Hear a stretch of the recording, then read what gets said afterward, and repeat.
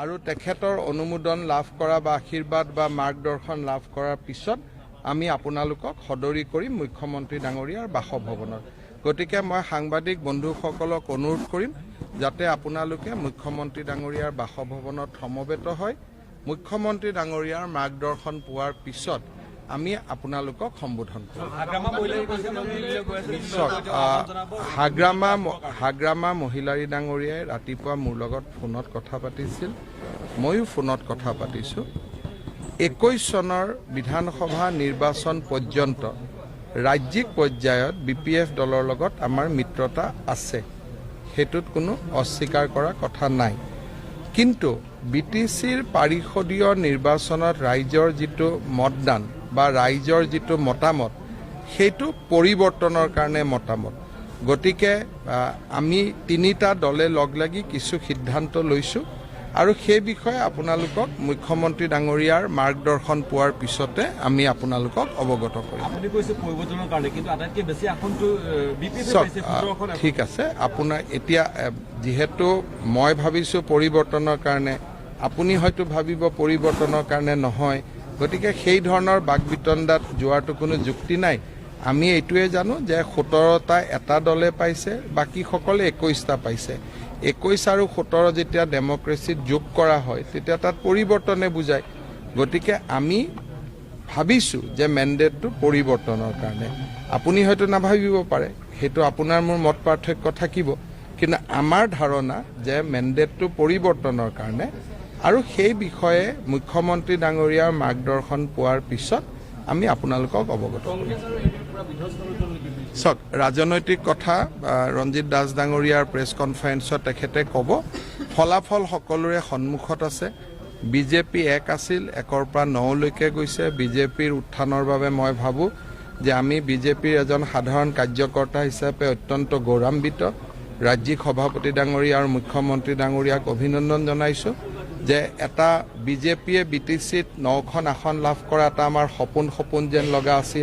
আজিও আমি নিজক বিশ্বাস কৰিব পৰা নাই।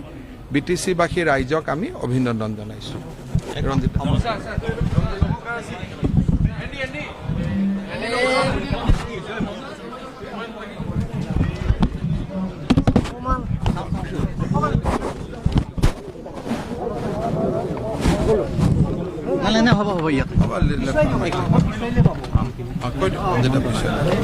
ভাৰতীয় জনতা পাৰ্টিৰ উল্লেখযোগ্য সাফল্যৰ বাবে আমি BTC অঞ্চলত থকা ভাৰতীয় জনতা পাৰ্টিৰ 5,40,000 কাৰ্যকৰ্তাসকলক মই অভিনন্দন জনাইছোঁ।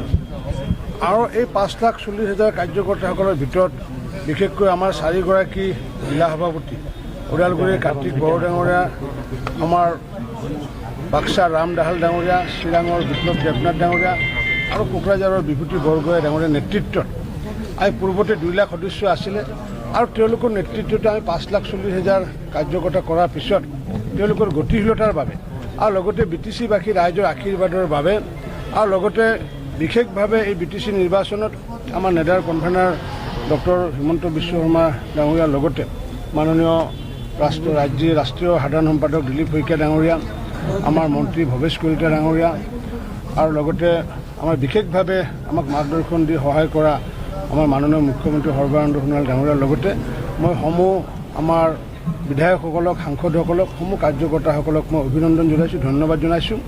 ৰাইজে যিহেতু পৰিৱৰ্তন বিচাৰিছে আৰু সেই পৰিৱৰ্তনক সন্মান জনাই পেলাই গণতান্ত্ৰিকভাৱে আমি 3টা দলে একত্ৰিত হৈ পেলাই আমি বিশেষ কিছুমান কথা ভাবিছোঁ। মাননীয় মুখ্যমন্ত্ৰী ডাঙৰীয়াৰ কথা পতাৰ পিছত আমি আপোনালোকক বাকীখিনি সদৰি জনাম।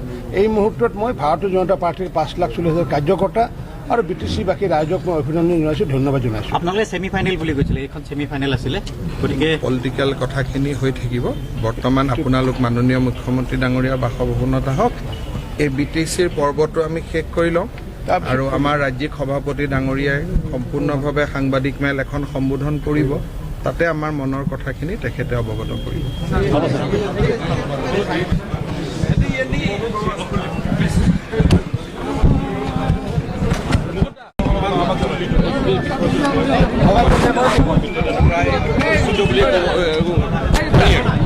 বিটিয়াৰবাসী ৰাইজৰ কাৰণে বহুত কাম কৰিব লগা আছে আৰু সেইখিনি কাম কৰিবৰ কাৰণে আজি আমি চৰকাৰ গঠন কৰাটো বেছিকৈ গুৰুত্ব দিছোঁ কাৰণ যোৱা 17 বছৰে BTCত বহুত আশা কৰিছিলে ৰাইজে আৰু সেই আশাবিলাক পূৰণ হোৱা নাই বুলি বহুত দুখ কৰিছে গতিকে এতিয়া এই ৰাইজৰ সমস্যাবিলাক দূৰ কৰাৰ কাৰণে ভাল এটা শাসন গঢ়ি তুলি সকলো জাতি জনগোষ্ঠীক একেলগে লৈ যোৱাৰ কাৰণে এটা প্ৰয়াস চলাইছোঁ আৰু আজি এই কথাটোকে লৈ পেলাই এটা আলোচনা চলি আছে আনুষ্ঠানিকভাৱে আৰু এইটো গোটেই কথাটো আপোনালোকে অলপ সময়ৰ পিছত গম পাব এতিয়া আমি মুখ্যমন্ত্ৰী ডাঙৰীয়াক সাক্ষাৎ কৰিবলৈ গৈ আছোঁ ইয়াৰ পিছতে বাকীখিনি কথা আপোনালোকে গম পাব আজি যেহেতু দেখা পোৱা গৈছে এইবাৰ এপাৰ্ট ফ্ৰম পলিটিক্স এটা বস্তু দেখা গৈছে ৰাষ্ট্ৰীয় দল ইমান ছাকচেছ হোৱা নাই উত্তীৰ্ণ হয় কিন্তু BTRৰ যিসকল লোক আছে তেওঁলোকে নিজৰ জনগোষ্ঠীক আটাইতকৈ বেছি প্ৰাধান্য দি 17খন আৰু 11খন আপোনালোকৰ এক বৃহৎ তেওঁলোকে নিজৰ হাততে এই ক্ষমতা তেওঁলোকে ৰাখিছে যিয়ে নক কোনোবা বিৰোধী থাকিব পাৰে কোনোবা শাসনত থাকিব পাৰে সেই বিষয়টো যি স্বাভিমানৰ যি এটা কথা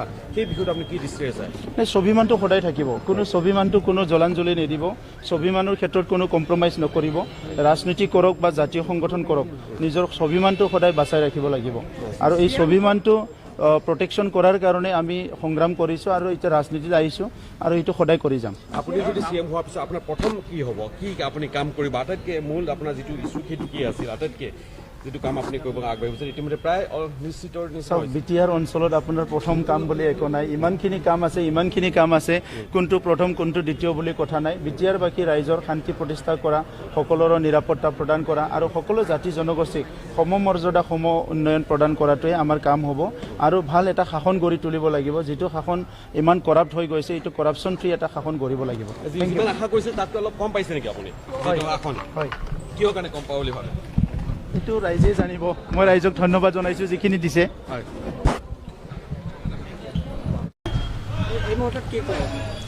এই মুহূৰ্তত ভাল ইলেকশ্যন হ'ল জিকিল আৰু আমি মিলিজুলি চৰকাৰ কৰিবলৈ গৈ আছে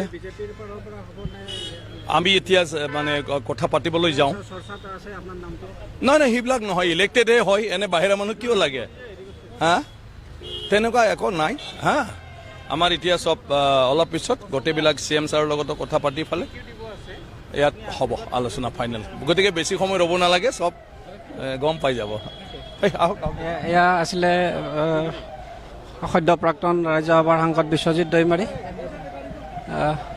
দৈমাৰীয়ে কৈছে যে নিজৰ নাম CMৰ ক্ষেত্ৰত হ'ব বুলি যিটো চৰ্চা অব্যাহত আছিলে সেই চৰ্চাটো কৰা তেওঁ নামটো